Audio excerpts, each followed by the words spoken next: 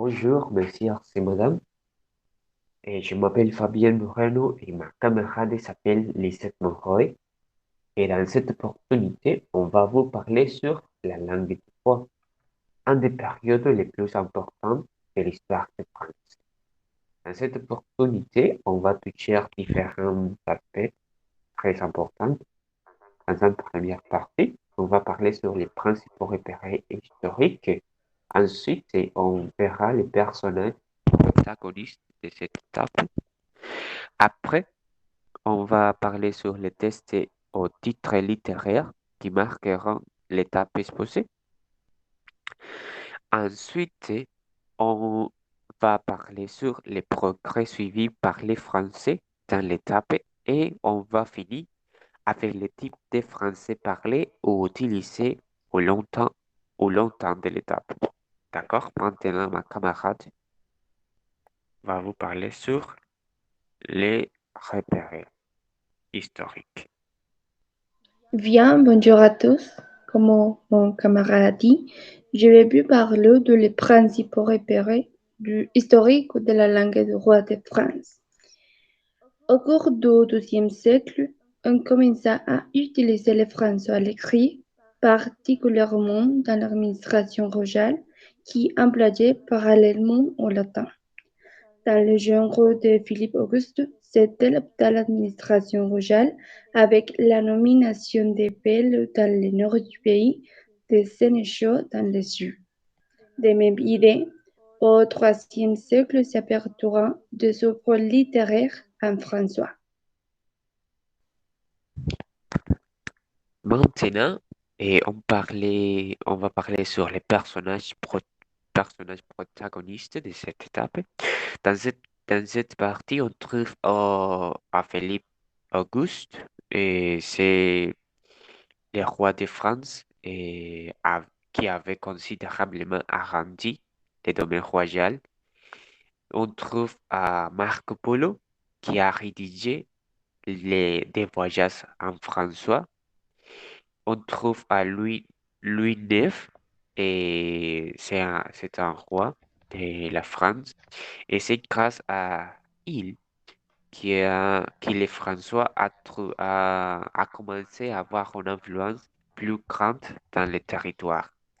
Après, on trouve à Thomas d'Aquin, un théologien de l'Église catholique et qui a donné ce témoignage. Maintenant, ma camarade va vous parler sur les textes ou titres littéraires. Bien, et correspond aux des œuvres écrites entre l'an 1000 et l'an 1500 dans diverses langues issues du latin, langue d'origine au nord et en langue d'oc à sud.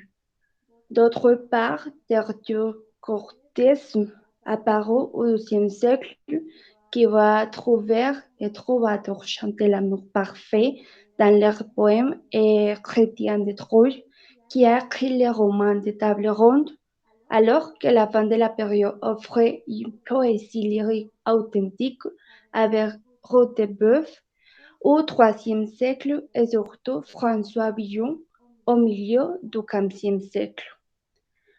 À côté des genres nobles apparaissent des genres populaires, souvent connus, comme les fabulos, les satires romans de Renard, ou théâtre les farces comiques, à côté des mystères ou sujets religieux. D'autres genres existent aussi comme les genres semi-littéraires, de la chronique historique, avec Joinville ou Froissart.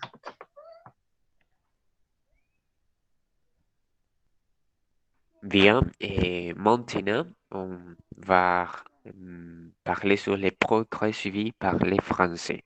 Dans cette partie, comme ma camarade a dit, et dans quelques moments avant, dans le XIIe siècle, les François étaient commencé à être utilisés à l'écrit par la partie de, par la partie royale. Oui. Dans cette partie, on trouve un personnage consul Philippe et Auguste. qui avait considérablement grandi le domaine royal.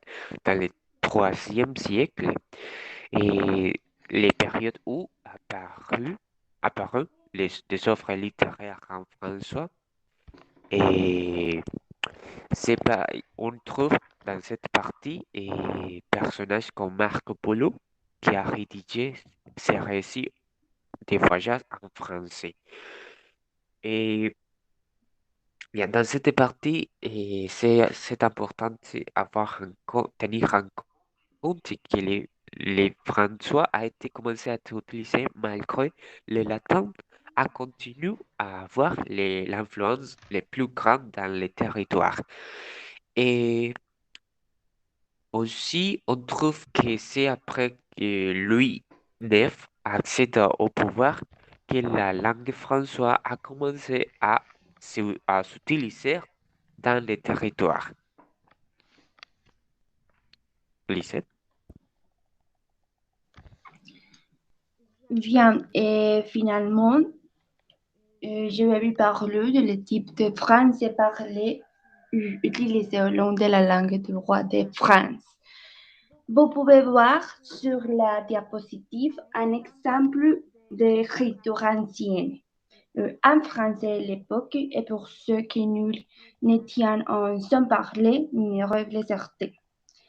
Mais en français d'aujourd'hui, et parce que personne en parlant ne respecte ni règles certaines, ni sur ni raison, la langue romane est si corrompue que l'on sait comprendre à peine l'une l'autre et qu'il est difficile de trouver aujourd'hui quelqu'un qui sache écrire, converser et prononcer d'une même façon. Mais chacune écrit, et converse et prononce à sa manière.